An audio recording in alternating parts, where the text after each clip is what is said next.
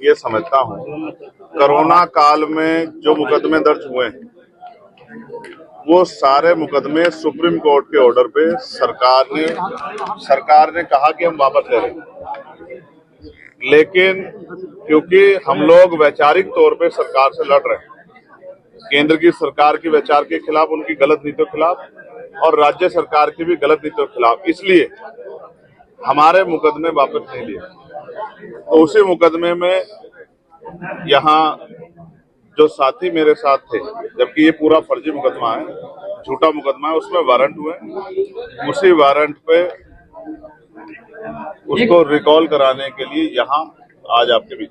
आज दिल्ली के जंतर मंतर पे जमीयत उलेमा हिंद और जो मुस्लिम पर्सनल लॉ बोर्ड के आह्वान पर एक बड़ा प्रदर्शन चल रहा है वक्फ बिल को लेकर, क्या कहेंगे इसको लेकर? अगर मैं यहाँ आज मेरी तारीख ना होती तो अभी उनके बीच में होता। जब यहाँ से जाऊंगा तो उनके धरने में शामिल होकर अपनी सहमति और अपना समर्थन उनको दूंगा, क्योंकि जिसके हक पर डाका पड़ेगा वो अपनी लड़ाई लड़ने का काम करेगा।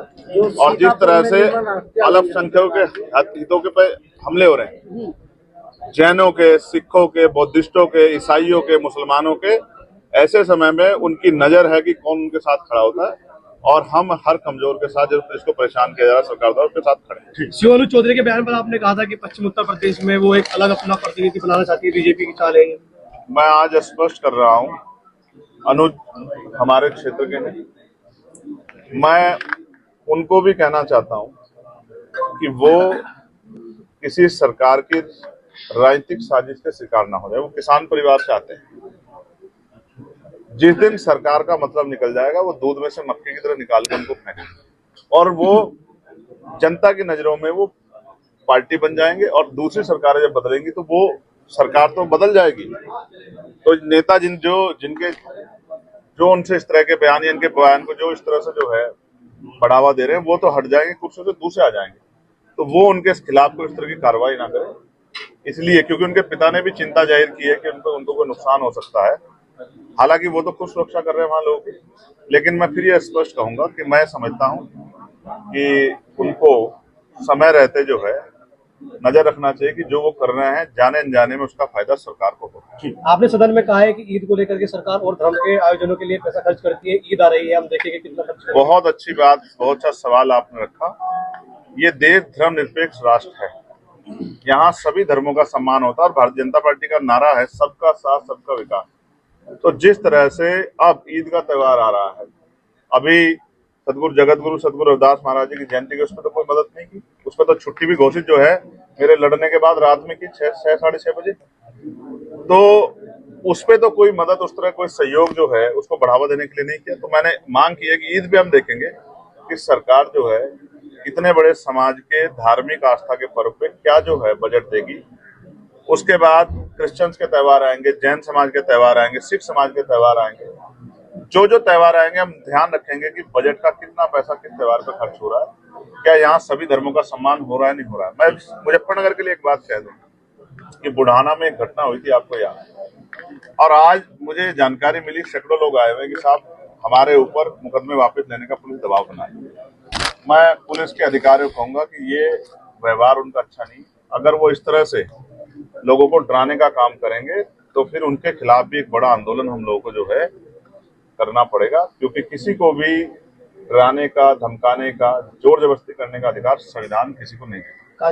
और राम जी के जन्म दिवस पर बहन जी ने मांग की जाति जनगणना हो, नहीं होनी चाहिए जातिगत जनगणना, और मैं तो मान्य और काशीराम साहब को भारत रत्न दिया जाए, क्योंकि वो रहबरों के सबसे बड़े नेताओं में से एक है।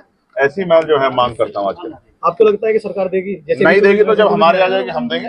औरंगजेब की कब्र को लेकर बड़ा मुद्दा बनाया जा रहा है इस वक्त। ये कहाँ पर है? महाराष्ट्र में। तो आप तो यहाँ उत्तर प्रदेश की न्यूज कवर कर रहे हो। अब जब महाराष्ट्र जाऊंगा तो उनका जवाब देंगे। जी, गन्ने पर इस बार मूल्य नहीं बढ़ा, लेकिन और मैंने अभी आपके पार्लियामेंट में उठाया, आपको पता है नहीं पता है, मैंने बिजली का बिल माफ किया जाए, खाद जो है उस पर जो है सब्सिडी और बढ़ाई जाए, यूरिया में के उसमें जो यूरिया का वितरण है उसमें पारदर्शिता हो, सबको मिले, और गन्ने के मूल्य में वृद्धि और 14 दिन के अंदर मिले, और किसानों को जो है जो 6,000 रुपए सम्मान निधि मिलती है उसको बढ़ा के 24,000 रुपए की, ये मैंने मांग उठाई है पार्लियामेंट। आखिरी सवाल है, किस तरह की तैयारी चल रही है अब? तो ये अभी जिला पंचायत देख लेना, उससे आपको पता लग जाएगा। आखिरी सवाल है, बीजेपी के एक विधायक ने कहा है कि मुसलमानों के लिए इलाज के लिए अलग बोर्ड बना दो। जयंत चौधरी ने उसका विरोध करके कहा है कि मोहतरमा इलाज की जरूरत है। अब आप देख लो, जो लोग सरकार में शामिल हैं वो भी गलत चीजों को स्वीकार नहीं कर रहे हैं।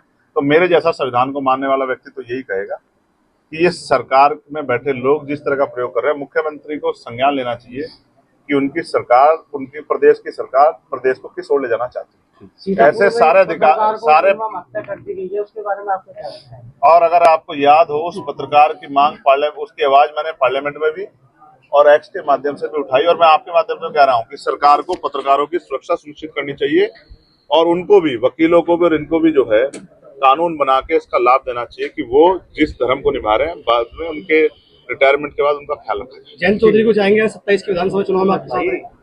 जब जैन जी इस पे बात करेंगे तब आपको बताऊंगा। धन्यवाद।